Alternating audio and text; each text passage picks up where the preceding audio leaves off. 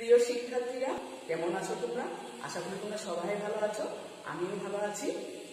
আজকে আমি নবম দশম শ্রেণী বাংলা প্রথম পত্রে পদ্য অংশে একটা কবিতা তোমাদের সাথে আলোচনা করব।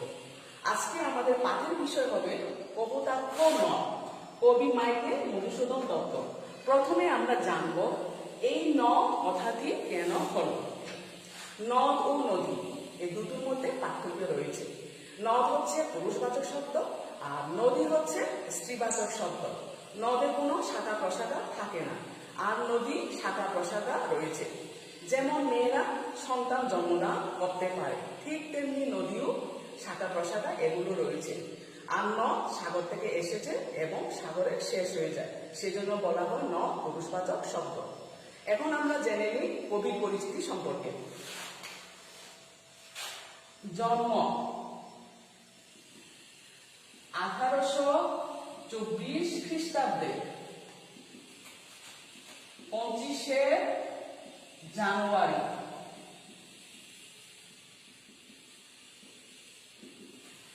জন্ম 1824 খ্রিস্টাব্দে 25শে জানুয়ারি যশোর জেলা সাগরদাড়ি গ্রামে জন্মগ্রহণ করেন। 1842 খ্রিস্টাব্দে তিনি খ্রিস্ট ধর্মে দীক্ষিত হন। তখন তার নামের আগে যুগ হয় মাইকেল। মহাকাব্য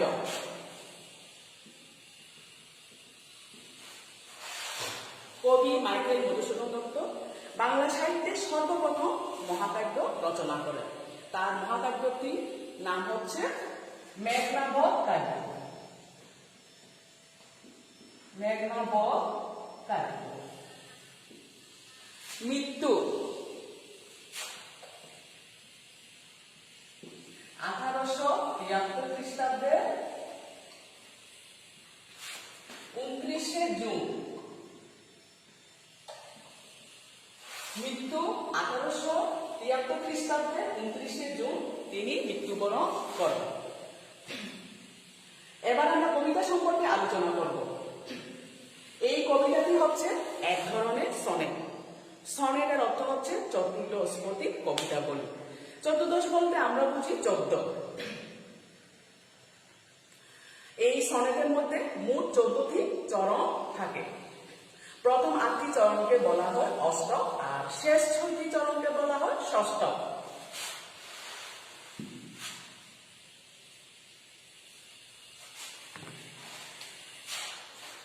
প্রথম 8টি চরণকে বলা হয় অষ্টক,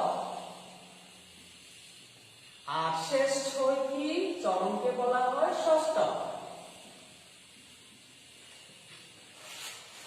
এই 8টি চরণে থাকে ভাবের প্রবর্তনা, অর্থাৎ মূল কবিতাকে সাজানো, আর শেষ 6টি চরণে থাকে ভাবের পরিণতি। সনেটের মধ্যে অনেকগুলো অন্তর্মিল লক্ষ্য করা যায়। এই কবিতাটি লক্ষ্য করলে আমরা দেখতে পারি, যেমন মনে স্বপনে, ছলনে স্তনে, বিরলে ছলনে না, কল্পলে দলে ছলে। তাহলে আমরা একটা কোড ধরে নিই,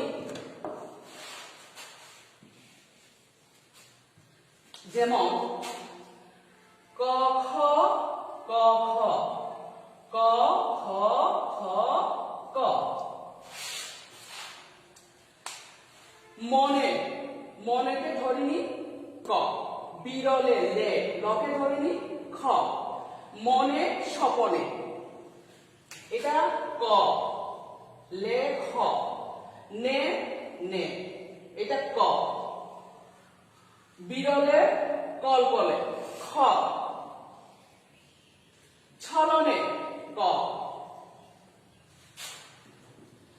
লে লে, খ খ জলে, স্তনে ক।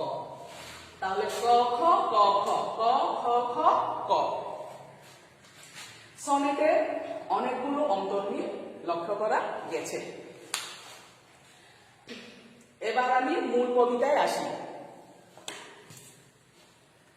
সতত হেন তুমি পর মোর মনে, সতত তোমার কথা ভাবিয়ে বিরলে। সতত সর্বদা, বিরলে একান্ত নিরিবিলিতে। এখানে কবি বলতে চেয়েছেন তিনি যখন একান্ত নিরিবিলিতে রয়েছে তিনি সর্বদা তার সেই স্নেহ বিজড়িত কপোতাক্ষ নদের কথা ভেবেছে। সতত যেমতি লোক নিশার স্বপনে শুনে মায়া মন্ত্রধ্বনি তবে কল বলে জুড়ায় একান আমি ভ্রান্তি ছলনে। কবি এখানে বুঝাতে চেয়েছে তিনি যখন স্বপ্নের মধ্যে লোকেরা মন্ত্রধ্বনি শুনে তখন তিনি তার নদে কলকলধ্বনি শুনতে পান। তিনি জানেন যে এটা তার ভুল ধারণা অথবা তার কল্পনা, তবু তিনি কি করে এ ধ্বনির মাধ্যমে এক ধরনের শান্তি উপভোগ করে তার কানটা জোড়ায় ভ্রান্তি ছলনে।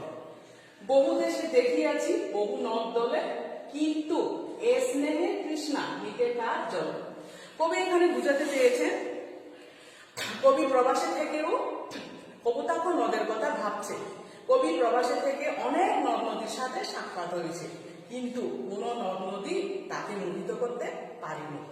তার মন পড়েছিল তার মাতৃভূমি সেই স্নেহ কপোতাক্ষ নদের কাছে। দুধ শ্রুতরূপী তুমি জন্মভূমি স্তনে। জন্মভূমি মানুষ যেখানে জন্মগ্রহণ করে, স্তনে সদ্যজাত শিশু মায়ের বুকের দুধ পান করে জীবন ধারণ করে তাকে বলা হয়। এখানে কবি বুঝাতে চেয়েছেন কপোতাক্ষ নদ তাকে মায়ের স্নেহ মমতা দিয়ে বড় করে তুলেছে। কবিতার পরের অংশ আমি আগামী ক্লাসে আলোচনা করব। এখন আমি তোমাদেরকে বাড়ির কাজ দিচ্ছি। বাড়ির কাজ,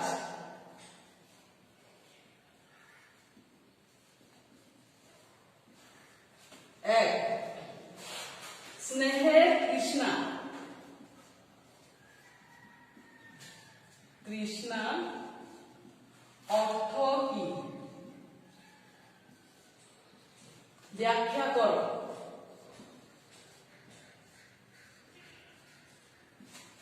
দুই, বুদ্ধ শ্রুতরূপী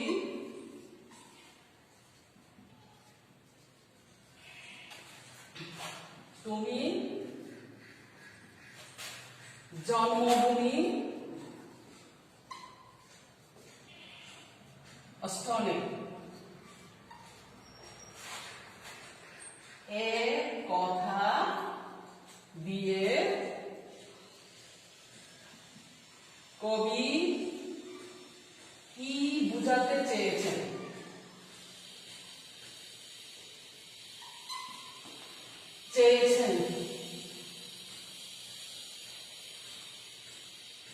বর্ণনা করো।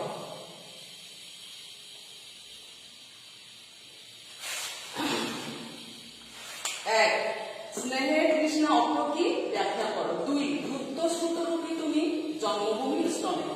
এই কথা দিয়ে কবি কি বুঝাতে চেয়েছে বর্ণনা করো। তোমরা বাড়ির কাজটা সুন্দর করে বাড়িতে লিখে রাখবে এবং সংরক্ষণ করবে। বিদ্যালয় খুললে বিষয়ভিত্তিক শিক্ষকের কাছে জমা দেবে। শিক্ষক বাড়ির কাজটা মূল্যায়ন করবে। প্রিয় শিক্ষার্থীরা, তোমরা এই করোনা মহামারীতে বাড়ির ভিতরে থাকবে, নিরাপদে থাকবে এবং পরিষ্কার পরিচ্ছন্ন থাকবে। আর বাড়ির বাইরে গেলে অবশ্যই মাস্ক ব্যবহার করবে। আজ এই পর্যন্ত, তোমাদের সবাইকে